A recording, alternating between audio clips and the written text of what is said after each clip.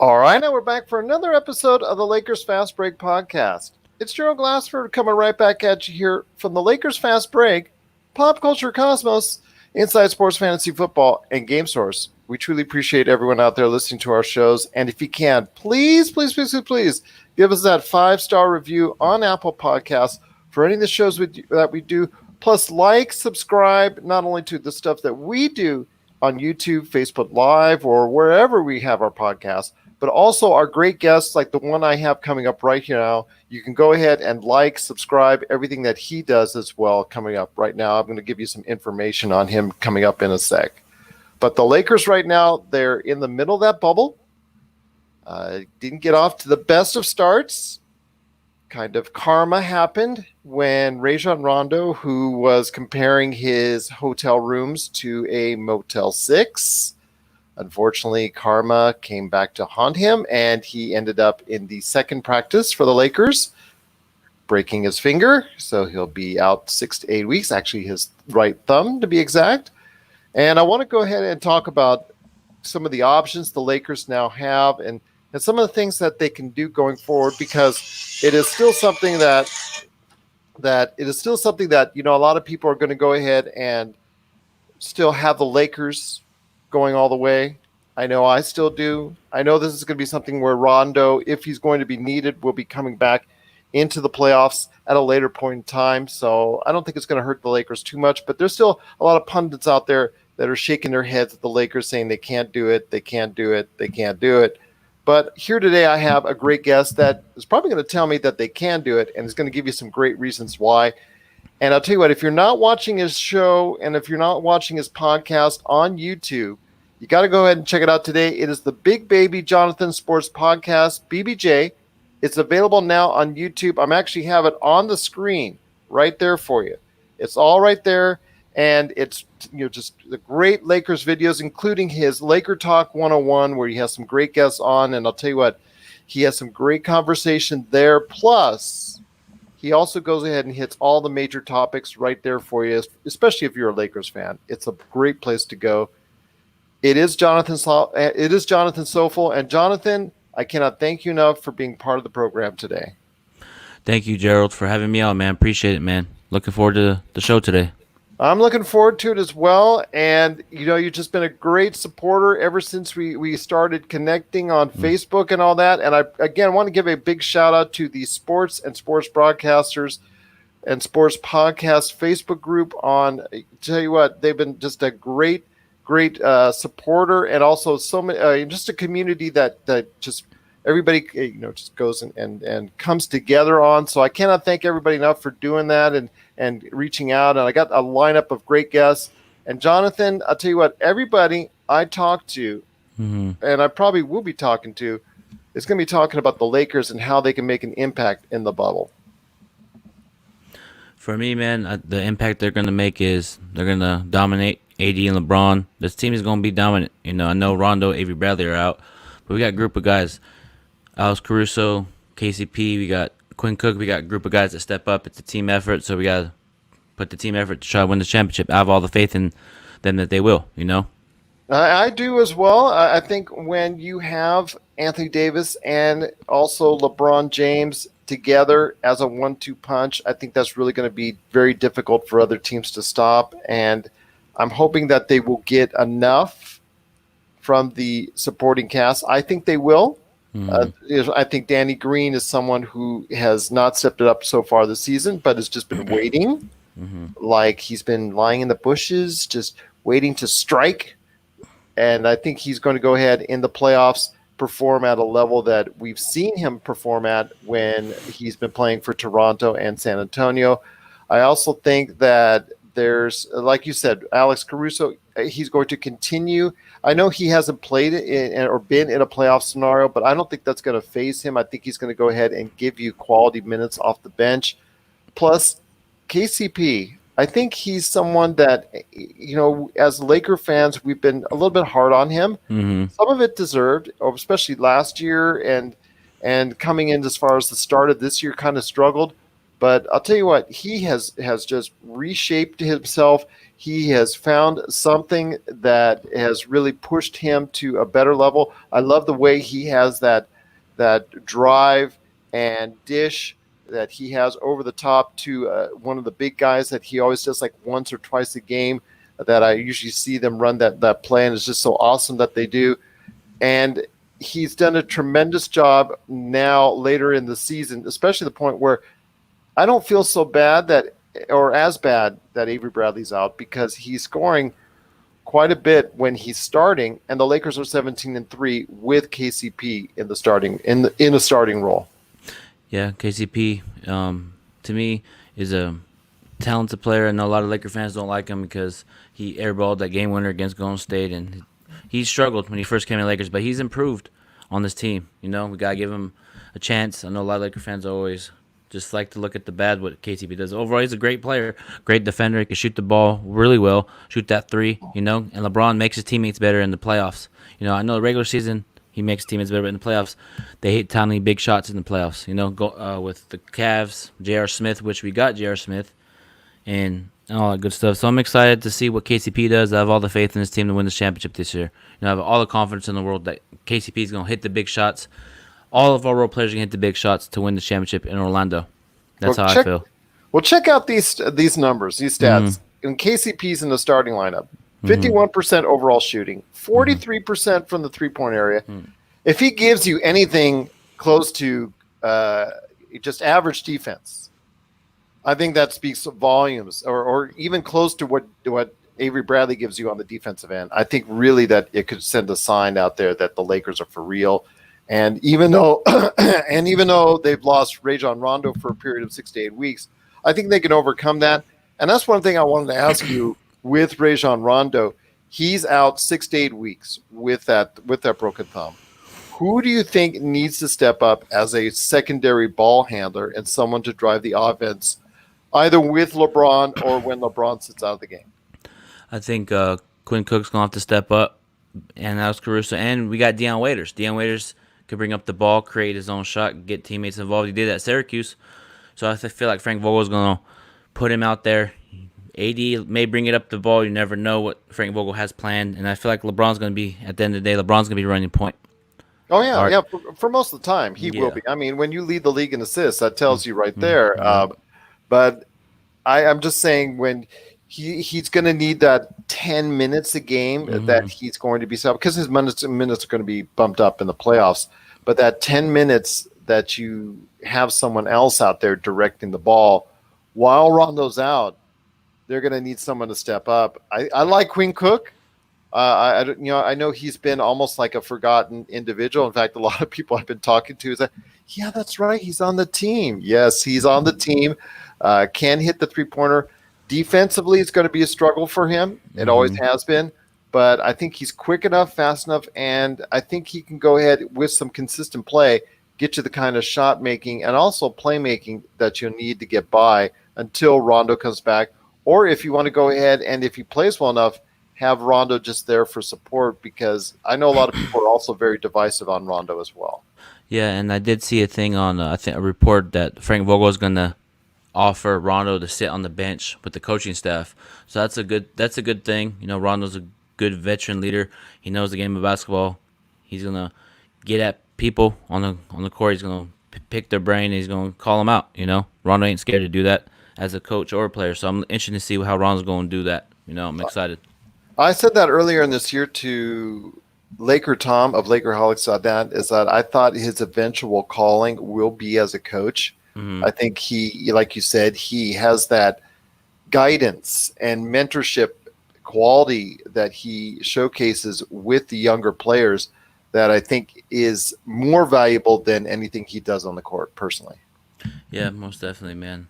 If Rondo was healthy, if he didn't get injured, playoff Rondo would be stepping up. I was seeing his workout videos of boxing, and he's looked in shape, but, you know, it's unfortunate, you know. It's unfortunate. We just got to move on and next man up mentality.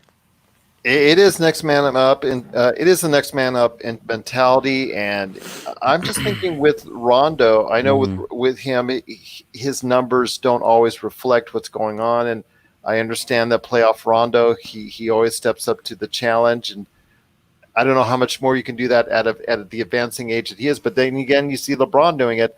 But when he comes back, it'll probably be around the second round of the playoffs. Do you think he can still make an impact going forward when he returns?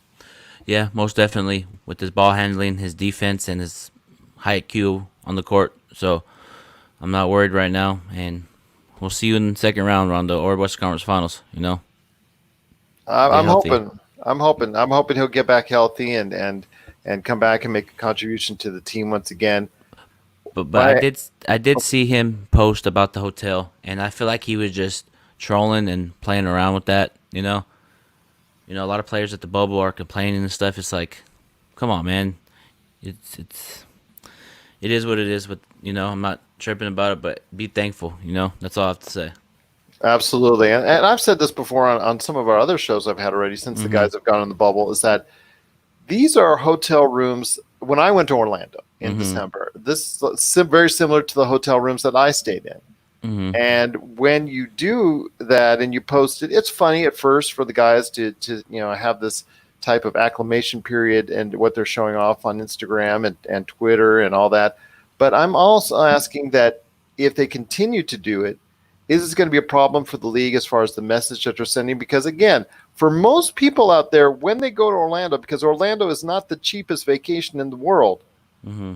these hotel rooms, that's basically what most people will go ahead and be staying in. And when you keep on complaining about it, it sends an image that I understand that they're not the Ritz Carlton that these guys are used to, but Hmm. come on, man.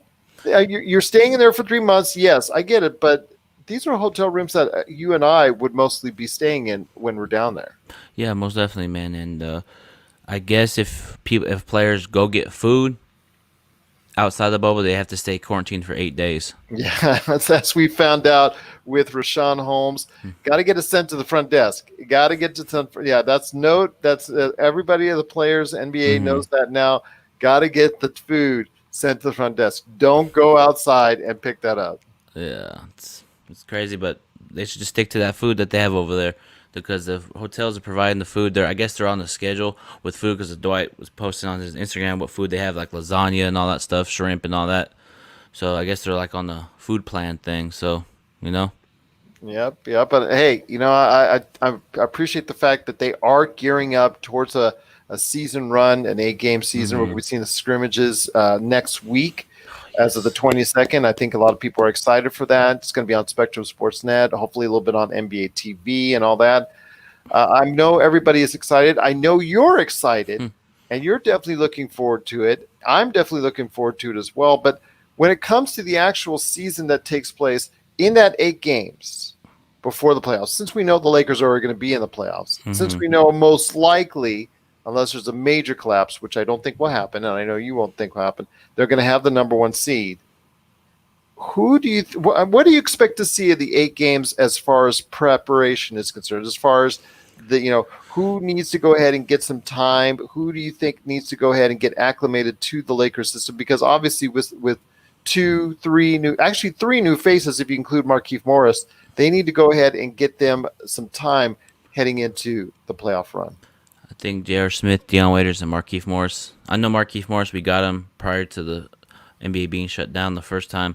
I feel like they need to get acclimated still. Deion Waiters, J.R. Smith, but J.R. Smith played with LeBron, so and he knows the relationship with Phil Handy. So so I'm not worried about J.R. Smith getting comfortable. I'm excited at the end of the day with it, and the rotation's going to look good. Oh And yeah, absolutely. Frank Vogel's going to preach that defense because a lot of J.R. Smith can't play defense. Frank Vogel, we got Jason Kidd's going to preach that defense. This Laker team is going to be really good on defense. I'm telling you, we got AD, we got a group of talent on this team. Everybody's talking about we're not a championship contending team just because Rondo's out. We have a championship contending team when AD and LeBron are clicking. It's over. And let me ask you this: if well, you like me have heard from the NBA pundits out there, and I'm seeing it Hmm. all on ESPN and some other networks and whatnot. They're saying that yeah, the Lakers are no longer the favorite. The Lakers are no longer the team to beat in the Western Conference. It's the Clippers or the Bucks look like the title favorite going out there. I want to ask you this because a lot of it stems from the fact that Avery Bradley and now Rajon Rondo are out. Of the two, if you had one to bring back right away to go ahead and play, which one do you think hurts the Lakers more as a team right now? Probably Avery Bradley because he's a good on-ball defender. Can shoot the mid-range, shoot the three. He'll be missed tremendously. You know, I understand his decision to stay at Orlando bubble. I understand it. Family comes first, then basketball, and Avery Bradley's gonna be missed. But we got great ball. We got great defenders on that wing too. We got Danny Green. We got Caruso, KCP. So it sucks that he's gone. But we're 17-3 when KCP's in the starting lineup. So that record shows it. So I'm not worried one bit. I don't think I'm worried too much either. And like you said, KCP has filled the gap and filled the gap quite nicely when he's been in the starting lineup. And obviously the numbers have dictated out and hoping he can still find that consistency in the starting lineup to do so. I think he can. I think he is at a point in his career where he can go ahead and make the jump into a player that we can count on going forward. One of the last thing I want to ask you before I go ahead and give you your entire floor to go ahead and promote why people need to check out the Big Baby Jonathan Sports Podcast. And that is, who do you think is the X factor going forward for the Lakers? Someone that maybe is so key right now to Lakers' success that people really off the top of the bat aren't thinking about right now. I'm going to go with Dwight Howard. Dwight Howard, let me tell you why Dwight Howard. Dwight Howard's energy, the passion, the hustle, the grit, the grind. Because there are times where we're down, Dwight comes in, sparks the energy. Dwight needs to bring the energy from the whole entire time when they're in Orlando bubble. No, that's just how I feel. Dwight brings the energy on a 90-night basis. Because there were times we're down like 10. Dwight comes in, blocks a shot, runs the floor, gets a dunk, changes the momentum. So he's the key for us in this playoff run. Now, who do you think the Lakers will match up against in this in the West? You know, because obviously you have the Lakers going all the way to the championship. Yeah. I do as well. Mm-hmm. Who do you think the Lakers are going to match up against in the finals, at least on the Eastern Conference side? I'm gonna have to say Milwaukee, but don't everybody's sleeping on Toronto. Toronto's talented. No, I won't be surprised if Toronto makes it, but if you ask, like, if I had to pick right now, probably Milwaukee. Lakers will beat Milwaukee in 6. There you go. There you go. When it comes to Toronto, Nick Nurse has done a sensational job. I think if anybody says otherwise, I think they're crazy because he has done a sensational job when Danny Green is gone, when, of course, Kawhi Leonard is gone, and you're still able to maintain such a high record. I think that speaks volumes about his coaching and the way that he structured his team. So he deserves a lot of kudos and acclaim for that. You're right. Even though they are number 2 in the East, they've fallen. I'm not to say they've fallen, but they're not there in the eyes of a lot of individuals. In fact, a lot of people that I interview are picking Miami. They're picking. I picked Philadelphia to be a surprise, maybe to Milwaukee. I picked. Other people picked Boston. You know, everything as far as out there, as far as other options, and nobody's really hit on Toronto. So Toronto coming in as a surprise, maybe in the Eastern Conference Finals, or maybe even to sneak into the finals, shouldn't come to as much of a surprise for people out there based off the way they've been playing so far this season. Yeah, Toronto has a talented Van Vliet, Siakam, Kyle Lowry, Marc Gasol. So they have veteran leaders. They've been through that championship experience. So they're going to be motivated by people saying, oh, Toronto can't get it done. So they're motivated. You know, I wouldn't be surprised if they make a deep playoff run. Absolutely. I wouldn't be surprised as well.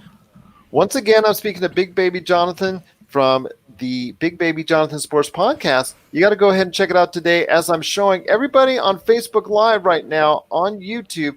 He's got a lot of subscribers. He needs a ton more, so go ahead and follow, especially if you're a Lakers fan. Please do so today at Big Baby Jonathan. It's all one word, Sports Podcast, BBJ. And I'll tell you what, before we head on out, because it's been such a great time talking to you, I want you to go ahead and the floor is yours.